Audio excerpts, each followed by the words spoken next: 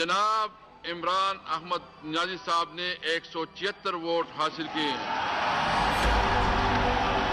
मैं आज अपनी कौम का शुक्रिया अदा करता हूँ। मैं अल्लाह का सबसे पहले शुक्र अदा करता हूँ कि उसने मुझे मौका दिया कि पाकिस्तान में वो तब्दीली लाने का, जिस तब्दीली की ये कौम 70 साल इंतजार कर रही थी। मैं इमरान अहमद खान नियाजी सच्चे दिल से हल्फ उठाता हूँ कि बहैसियत वज़ीर-ए-आज़म पाकिस्तान मैं अपने फ़राइज़, अपनी इंतहाई सलाहियत, ईमानदारी और वफादारी के साथ इस्लामी जमहूरियत पाकिस्तान के दस्तूर और कानून के मुताबिक और हमेशा पाकिस्तान की खुद मुख्तारी और खुशहाली के खातिर अंजाम दूंगा। पाकिस्तान की तारीख में सबसे बड़ा आज पाकिस्तान इकोनॉमी का चैलेंज फेस कर रहा है। हमारा कभी भी तारीख में इतना बड़ा फिस्कल डेफिसिट नहीं था, कभी पाकिस्तान की तारीख में इतना ट्रेड डेफिसिट नहीं है, कभी पाकिस्तान की तारीख में इतने कर्जे नहीं लिए हुए। By his own admission, the biggest challenge before the Prime Minister in waiting, Imran Khan, is to fix Pakistan's economy. It's not going to be an easy task for Imran Khan. He will need to take some urgent steps to prevent a potential collapse of the economy. ये सारी जो 10 बन रही हैं, ये 2018 में शुरू हुई हैं और इंशाल्लाह 2028 में ये पूरी हो। तो इंशाल्लाह ये जो पाकिस्तान की ग्रिड में सस्ती बिजली और साफ बिजली जो हमारे मुल्क में मिलेगी, इससे सिर्फ लोगों को फायदा नहीं होगा, सबसे ज्यादा फायदा हमारी इंडस्ट्री को होगा सस्ती बिजली का। कोरोना के बावजूद सी पैक के मंसूबों पर काम बतदरीज आगे बढ़ा। वज़ीर-ए-आज़म इमरान खान की चीन के नेशनल डेवलपमेंट कमीशन के चेयरमैन से मुलाकात में गुफ्तगू।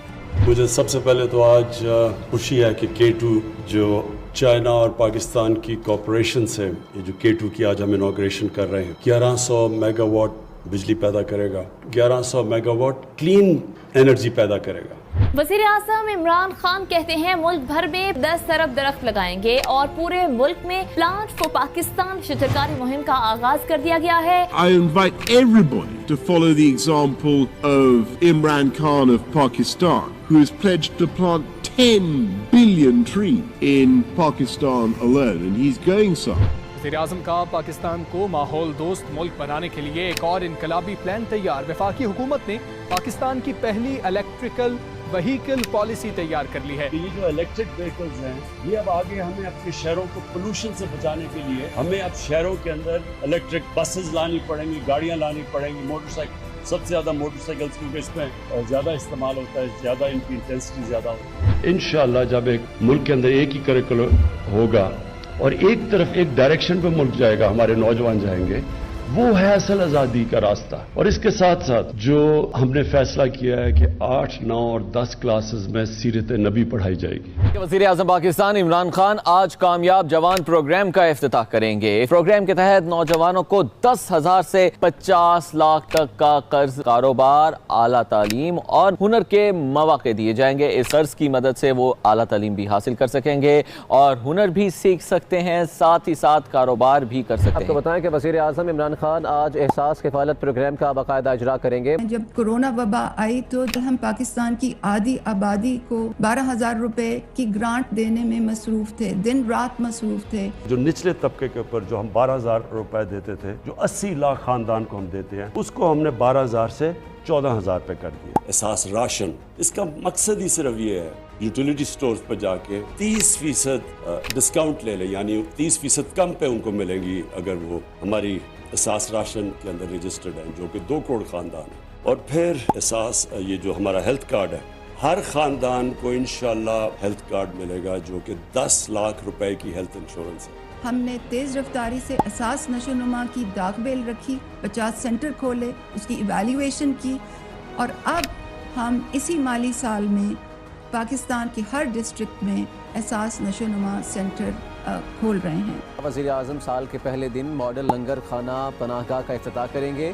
सर्दियों के अंदर यहाँ बेचारे लोग सड़कों के ऊपर पड़े होते हैं, میری جو سوچ وہ یہ ہے کہ یہ آپ نے جو آج ماڈل بنایا ہے یہ ریپلیکیٹ ہوگا ساری جگہ, اور اس کی امپورٹنٹ چیز کیا ہے کہ آپ نے ان کو ڈگنیٹی دینی ہے لوگوں کو. 112 لنگر یہ پہلے فیز میں, اور ہمارا کوشش یہ ہے کہ ہر ان علاقوں کے اندر جدھر لوگوں کو, جدھر بھوک ہے, جدھر مزدور ہے, روزگار نہیں مل رہا, ہر ان علاقوں کے اندر انشاءاللہ ایکسپینڈ کرتے جائیں گے لنگر. کوئی بھوکا نہ سوئے پروگرام کا آغاز کیا جا رہا ہے حکومت کی جانب سے کہ موبائل گاڑیاں مخصوص جگہوں پر کھانا فراہم کریں گی, ٹرک 3 وقت کا کھانا پہنچائیں گے. پاکستان میں 1 کروڑ 80 لاکھ بچہ اسکول سے باہر ہے, تو احساس تعلیمی وظائف جو ہے وہ بچوں کو اسکول میں واپس لانے کا ایک بہت اہم پالیسی ٹول ہے. پھر ہم نے اسکالرشپس کا, میں آپ کو بتا دوں 26 لاکھ ہم نے اسکالرشپس, اور اس کے اوپر 38 ارب روپیہ ہم خرچ کر رہے ہیں. جو گریجویٹس ہیں, جس نے BA کی ہوئی ہے, جس کے پاس نوکری نہیں ہے, ہم نے فیصلہ کیا کہ ہم ان کو انٹرنشپ دلوائیں گے. 30,000 روپے جو بھی گریجویٹ ہوگا اس کو کہیں انٹرنشپ دلوائیں گے تاکہ ان کو کم از کم کوئی پیسہ ملے. ایک گھر میں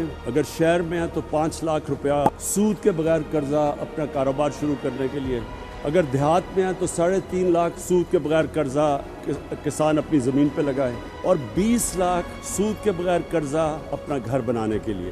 اور پھر ایک اسی خاندان میں اگر ٹیکنیکل ایجوکیشن, ایک فرد کو ٹیکنیکل ایجوکیشن دے تاکہ وہ ہنر سیکھے, اپنے لیے کما سکے گھر پہ. اور اب تک ہم جتنا پیسہ دے چکے ہیں میرے خیال میں 2.5 ارب ہے. ہم جو آگے دینے جا رہے ہیں پیسہ 1,000 ارب روپے کے قرضے دیں گے یہی 45 لاکھ خاندانوں کو, اور پھر اس کو بڑھاتے جائیں گے. اور پھر میں وعدہ کرتا ہوں کہ انشاءاللہ جیسے ہی ہمارے پاس ٹیکس بڑھتی جائے گی, ہماری پوری کوشش ہوگی کہ ہم اور مدد کریں اس طبقے کی جو اس وقت مہنگائی کی لپیٹ. ورلڈ بینک نے احساس پروگرام کو سماجی تحفظ پر دنیا کے 4 بہترین پروگرامز کی فہرست میں شامل کیا ہے. وزیر اعظم عمران خان نے ثانیہ نشتر اور احساس ٹیم کو مبارکباد دی ہے. وزیر اعظم عمران خان نے ملک میں الیکٹرانک ووٹنگ سسٹم لانے کا اعلان کر دیا. انہوں نے کہا کہ ہم ایسا انتخابی عمل چاہتے ہیں جسے ہارنے اور جیتنے والے دونوں قبول کریں. پاکستان میں اب الیکٹرانک ووٹنگ لانے لگے, ہم اوورسیز پاکستانیز کے لیے بھی ایک سسٹم لے کے آ رہے ہیں تاکہ وہ بھی اپنی ووٹ ڈال سکیں. اوورسیز پاکستانیوں کو ووٹ کا حق دینے کا بل قومی اسمبلی نے منظور کر لیا. بیرون ملک مقیم پاکستانیوں کو مبارکباد.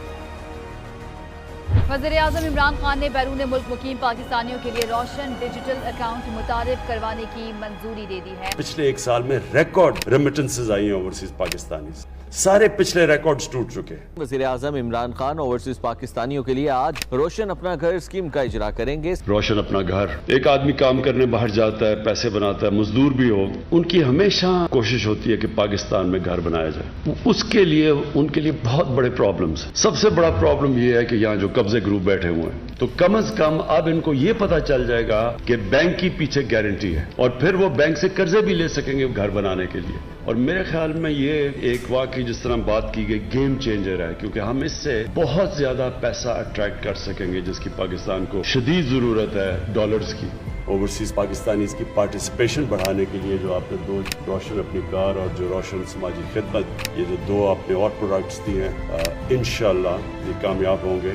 یا پاکستان سرٹیفکیٹ, یہ انیشیٹو اس لیے امپورٹنٹ ہے کہ ہم ان پاکستانیوں کو ایک موقع دے رہے ہیں کہ وہ پاکستان میں پیسہ بھی اپنا لا سکتے ہیں, ان کو ریٹرنز بھی اچھی مل سکتی ہیں, اور سب سے بڑی بات یہ کہ اپنے ملک کی مدد کر سکتے ہیں. وزیر اعظم عمران خان کا امت مسلمہ کے لیے ایک اہم اقدام, اب دینی اور دنیاوی تعلیم ساتھ ساتھ ملے گی.